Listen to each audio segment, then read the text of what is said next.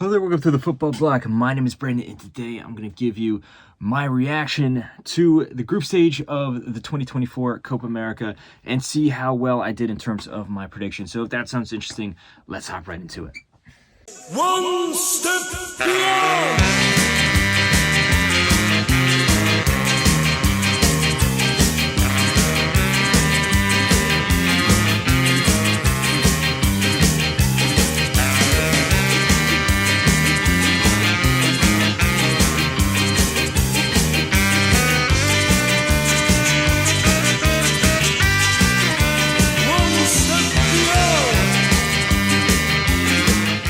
So the 2024 Copa America has come to a finish in terms of the group stage. We now have the knockout rounds completely planned out in terms of how the bracket looks.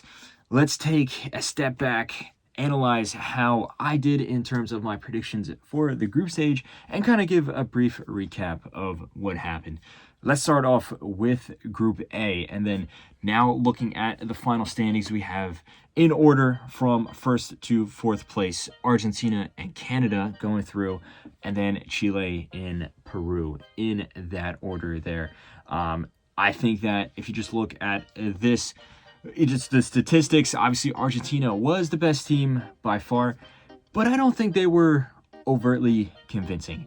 Yes, they won every single one of their games. Yes, they didn't even concede a goal, but it wasn't the immaculate performance that we saw from Argentina at the World Cup or even times at the last Copa America. Granted, they did grow into the 2021 Copa America. It is very possible that they'll do the same here. I think that Argentina runs a risk of being a little too arrogant going forward in some of these games. If you look at the way they played against Canada, for example, it was a very lackadaisical kind of performance where they actually gave away a lot of chances, and if it wasn't for Emi Martinez, they would have conceded a goal, perhaps even the opening goal. Similar story against Chile there, but at the end of the day, Argentina is the most talented team, not just in the Copa America, but in my opinion, the world. And when they're playing to their best, they are the best team in the world, as evidenced by the Copa America, the Finalissima, and the World Cup. Canada really surprised me. I thought that they played really well, actually, at times. Now, it's not a perfect team. I think that they got outplayed by Peru. They got a little lucky with the red card there, but they're very dangerous on the counter, and then they did just enough against Chile. Again, they also got a little lucky with a red card there. But speaking of Chile and Peru, I think this elimination here is completely on them. The performance from both of these teams was extremely disappointing. The opening match where they tied 0-0, I think it was a good representation of both of these teams at this point of their history. They're relying on so many of their old veterans. There isn't enough new talent coming through. Overall, it does not look good for either of these teams. Very disappointing performances here. As for my predictions, obviously, I knew that Argentina was going to top the group. I expected Canada to do much worse. I thought that they would finish bottom. And I knew that Peru is not necessarily going through the best time right now, but I did think that they were going to have enough in them to finish second and go through to the knockout round, because Peru almost always show up at the Copa America. That did not happen here. Let's look on to the next group, Group B.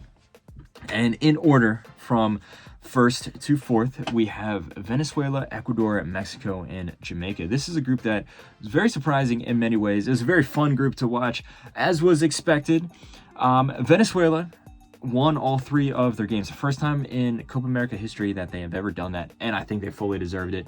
The game against Ecuador, the way it started off, was maybe a little beneficial for them. Obviously, Ecuador got the red card, the terrible challenge from Ender Valencia, but Venezuela, I think, played really well up to that point. I think they played really good against Mexico as well, even though that game was really close. And I think they completely outplayed Jamaica there.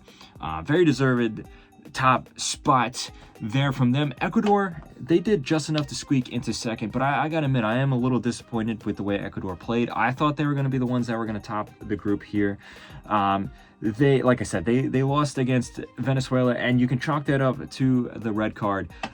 But the way that they played in the next two matches didn't show enough from this team, especially when you look at the expectations that they had going into this tournament and also expectations that they had from the legacy of qualifying for the 2022 World Cup and their overall good performance there at that tournament. But here, Ecuador, you know, they played okay against Jamaica. They really got lucky. There was a dubious call that should have been given in Jamaica's favor, which could have tied up the game 2-2 if they were awarded that penalty. They ended up winning 3-1. And then it was a very dull performance against Mexico. Again, all they needed was a draw to go through, but it was still a very dull performance. But at the end of the day, they are going through to the knockout rounds. And then we have Mexico and Jamaica finishing bottom of this group here, not really representing CONCACAF well. I think it was deserved that both of these teams went out. Jamaica wasn't as bad as I thought they were going to be, but they still were the worst team in the group. But Mexico, I knew that Mexico was going to get eliminated. My prediction was that it was going to be Ecuador, Venezuela, Mexico, Jamaica, but I didn't expect Mexico to be this bad going forward. Defensively, they had a lot of holes. It wasn't the most structured, but if anything, the worst part of the team was their attack. They only scored one goal this entire tournament, and it was from Arteaga, a fullback. 0 goals from Santi Jimenez, 0 goals from Quinones, 0 goals from Pineda, Oriel Antuna, any of these attacking players, which play so well in the Mexican League, play so well in European leagues, but they couldn't show up for the national team here. There's going to be serious questions asked of this Mexico team, as expected. Now let's move on to the next group here. We have, in order from first to fourth, Uruguay, Panama, USA, and Bolivia. Uruguay, I think, was the best team out of the entire group stage, the way that they played in every single one of their matches. They really took their game to a whole nother level. The whole team is performing well, whether it be Dorian Nunez, Maximiliano Araujo, Ronald Araujo, De La Cruz, as well as Valverde. This team is playing very, very well, firing on all cylinders. And they deservedly topped the group here. Now, Panama finishing at second is a crazy result. Panama, despite losing to Uruguay in the first match, I thought played well. And then Panama, I think, outplayed the U.S. in the second game, and then also had a good performance against Bolivia. At the end of the day, they did deserve to go through at the expense of the U.S. And as for the U.S., I am so disappointed in my national team here. We are the host of this tournament, and yet we couldn't even get out of the group stage. And you can't even use the excuse of like, oh, you know, South American teams are just so much better, because in 2016, we got all the way to the semifinals. We ended up finishing fourth. And this team now is so much more talented than it was in 2016. But at least in 2016, there was a strong team mentality. The players showed up to fight in every single one of their games. And more importantly, I think the manager back then suited the team much more than now under Greg Berhalter. I think he needs to be sacked. I can go into more detail here, but obviously we have more to get to in this video. The USA at times did get very unlucky, poor refereeing decisions in the last game against Uruguay, and then also the really rash and stupid red card from Tim Weah in the game against Panama. But you can't blame the US's elimination on those unlucky decisions there. I think the way the U.S. responded to that red card, the substitutions that Greg Berhalter made, this switch in style, is what put the nail in the coffin. And then also, yes, the U.S. did not have the referee's favor in the last game against Uruguay, but the U.S. also did not create really any dangerous chances. It was a very disappointing performance there.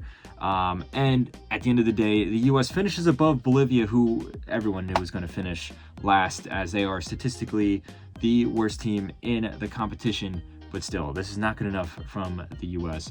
Now let's look on to the last group we have in order from first to fourth: Colombia, Brazil, Costa Rica, and Paraguay. This was a group that was going to be very fun to watch, a lot of eyes on. Colombia, besides Uruguay, I think is actually the second best team of this tournament.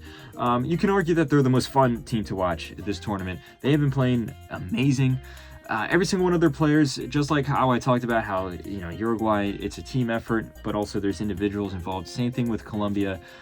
Luis Diaz, of course. Ivan Cordoba up top has been playing really, really well. Camilo Arias in goal. Richard Rios, who's been one of the breakout stars this tournament. Munoz as a right back, who has also been a goal threat, but of course, the star is James Rodriguez. The guy has been the star for the Colombian team going back a decade now. And while he doesn't play as good for his club team, he's been amazing this tournament. For the entirety of the group stage, I think he's been the best player of the tournament so far.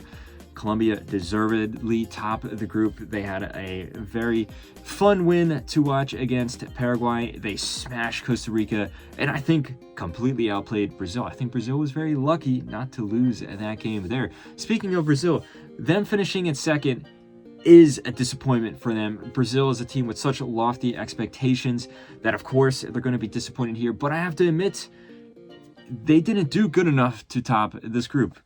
They got stilted and they stumbled against Costa Rica. They tied 0-0. They outplayed Paraguay and beat Paraguay by a very generous scoreline, 4-1. But that being said, I do think Paraguay kind of imploded a little bit. It was a defensive disaster class. And then they got completely outplayed by Colombia, like I just said. This Brazilian team is still very talented. They have a lot to build upon, but they are certainly not good enough to compete with the best of the best. This is very disappointing from this Brazilian team. Costa Rica ends up finishing third. I think this was a very respectable performance from them. The disastrous loss against Colombia really messed up their tournament here, but it was a very admirable and honorable draw against Brazil. And then also in the last game, I thought they played pretty well against Paraguay to come away with a win there. This is a very young team. There's only a few guys left from this older coveted generation that was so good at the 2014 World Cup and a few of the Gold Cups afterwards. There's only really two guys left, Joel Campbell and Calvo. The rest of the guys are, very new to the team. So for the future, there is a lot to be excited about if you're a Costa Rican fan. Paraguay, very disappointing in this tournament, all things considered. They do have a team that is not the best, but still there's a lot of talent in this team, especially attacking talent, and it just didn't click. Unfortunately, that's sometimes the story with Paraguay. They're never the absolute worst team, but they're never really the best team either, and it's also a hit or miss. Sometimes they can, punch above their weight. Other times they are actually below where they should be. Unfortunately for them, this is one of those tournaments there. As for my prediction, I thought that Brazil was going to top the group. I thought that they, despite the fact that they aren't as talented as they usually are, I thought, everything was just going to click because they are Brazil. They have these expectations on them, but so far that has not been the case. Overall, I think my predictions were not that bad, not amazing. I didn't get everything completely right, but I think for the most parts, I got the general vibe of the tournament going forward. Again, it's a little easier to do in the Copa America. There's just less teams. Also, of course, Argentina and Uruguay, Brazil, they're always going to do it. You rarely see a massive, massive upset here. I did correctly call the CONCACAF teams underperforming for the most part, in particular U.S. and Mexico.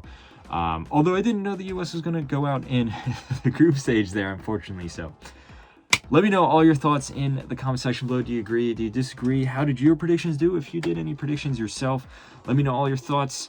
Don't forget to like and subscribe. Share this video with a friend. Don't forget to follow the Football Bloc on social media. But anyway, guys, my name is Brandon. This has been the Football Bloc, and I hope you have a nice rest of your night. One step beyond.